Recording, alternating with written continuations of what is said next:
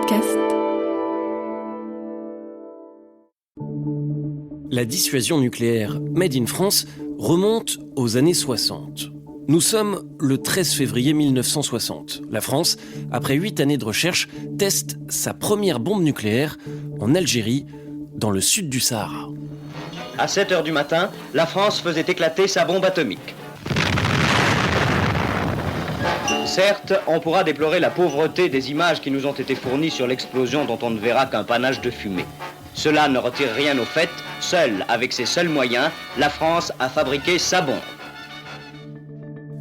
Les Français rejoignent alors un club très fermé. À l'époque, seuls 4 pays sont dotés de la bombe atomique, les États-Unis, l'URSS, la Grande-Bretagne et la France.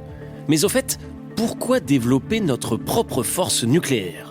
Réponse du général de Gaulle, écoutez, on est en 1965.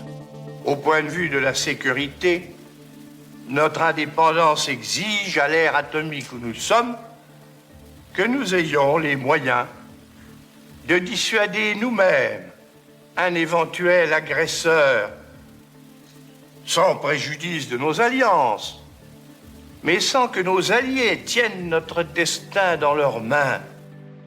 Un arsenal atomique français pour garantir la sécurité du pays, mais aussi pour que la France soit indépendante, notamment des États-Unis. Et oui, souvenez-vous, à l'époque, nous sommes en pleine guerre froide, les États-Unis et l'URSS se font face, et pas question pour le général de Gaulle de dépendre de quiconque. En 1966, la France sort du commandement intégré de l'OTAN, vous savez, cette organisation de défense collective face à l'Union soviétique. Elle a maintenant son propre parapluie nucléaire, plus besoin des Américains. Et l'alternance politique ne change pas le cap de la France en matière de défense. Dans les années 80, François Mitterrand est président de la République. On l'écoute. On ne peut pas priver la France de cette dissuasion sans la priver de défense. La France doit se montrer intransigeante.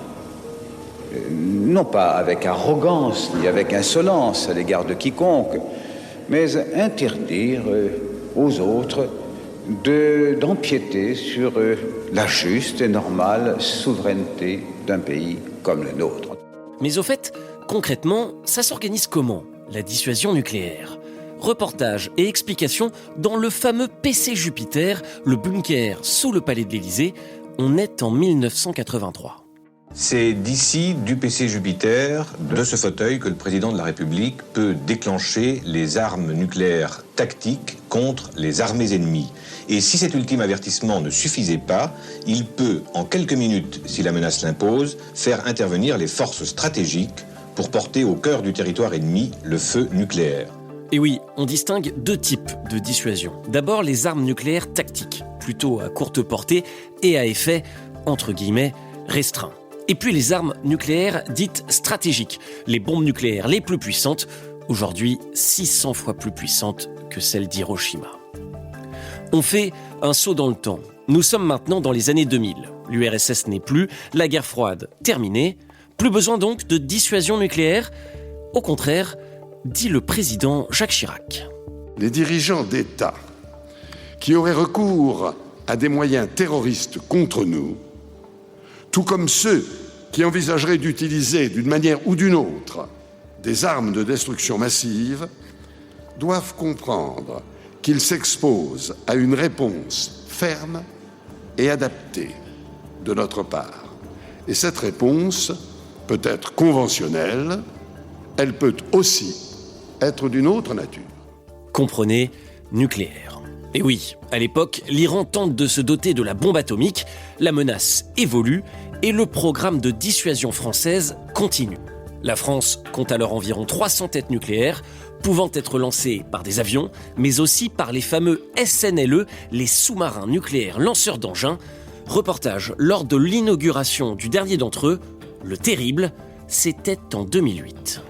Le Terrible, un nom dans la plus pure tradition de la dissuasion française. Après le triomphant, le téméraire, le vigilant, voici le 4e sous-marin nucléaire lanceur d'engins, de quoi assurer à la France une présence permanente en mer. 138 mètres de long, 1,5 fois le poids de la Tour Eiffel, même à quai, l'effet dissuasif fonctionne. Mais c'est surtout ce qu'il transportera qui impressionne. Les tout nouveaux missiles balistiques M51, 8000 km de portée, de quoi frapper n'importe où sur la planète. Et au fait, ça coûte combien tout ça? Réponse en 2008 du président Nicolas Sarkozy. Garantir la sécurité de la nation a un coût important. Chaque année, la dissuasion nucléaire coûte aux Français la moitié du budget de la justice ou celui des transports. Mais je suis déterminé à assumer ce coût. Ce n'est ni une affaire de prestige, ni une question de rang. C'est tout simplement l'assurance vie de la nation. 12 ans plus tard, la politique de dissuasion nucléaire française n'a toujours pas changé. La France est indépendante, mais cette indépendance ne veut pas dire individualisme, selon Emmanuel Macron. Écoutez, on est en 2020.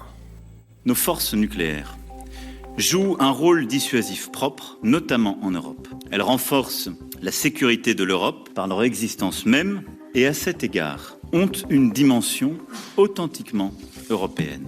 Sur ce point, notre indépendance de décision est pleinement compatible avec une solidarité inébranlable à l'égard de nos partenaires européens. Notre engagement pour leur sécurité et leur défense est l'expression naturelle de notre solidarité toujours plus étroite.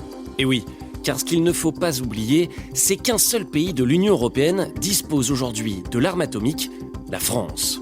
Or, le 24 février 2022, la Russie envahit l'Ukraine. L'ordre mondial en est depuis bouleversé et les tensions très fortes sur le continent européen. Revient alors cette question, faut-il partager notre dissuasion nucléaire? À qui et comment? On en parle dans le temps de l'actu.